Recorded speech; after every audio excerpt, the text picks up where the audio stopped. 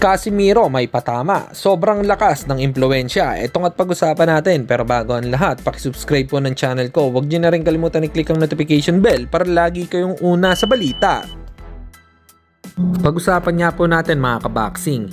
Mga hawak po na boxer ng MP Promotion or ni Sean Gibbons ay tila nag-akyatan ang mga rank. Nandyan po si Philippine Super Bantamweight Champion Jerwin the Pretty Boy Angkahas. Nasa number 6 spot nga po ito ng WBO sa latest edition. At mapapansin ay nasa ibaba nito si Janrel Cuadro-Alas Casimiro na naungusan nga po ni Jerwin Angkahas.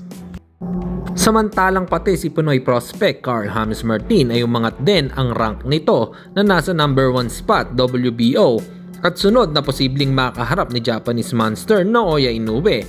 Kaya puspusan ang pag-ensayo ngayon ni Wonderboy dahil waiting na lang ito sa World Championship fight. Handa na kaya si Martin na harapin si Naoya Inoue or kailangan pa nito na magpahinog at hihanda ang sarili na humarap sa malaking hamon sa boxing? Para sa inyo mga kaboxing, ano po ang opinion nyo rito? Kaya na kaya ni Wonderboy na humarap sa halimaw ng Japan or kailangan munang magpalakas pa? Comment lang kayo sa ibaba.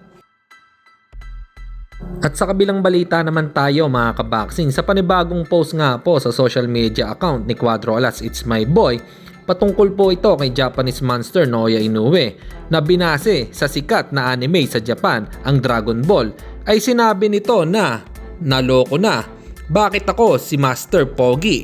Dito kababayan naman ni Turtle, yung Master Pogi na Dragon Ball mga gunggong. Para sa inyo mga kaboxing, ano po opinion nyo rito? Comment lang kayo sa ibaba. Hanggang dito na lang muna ang ating balita. Dito na lang ang aking boxing news report. Babu!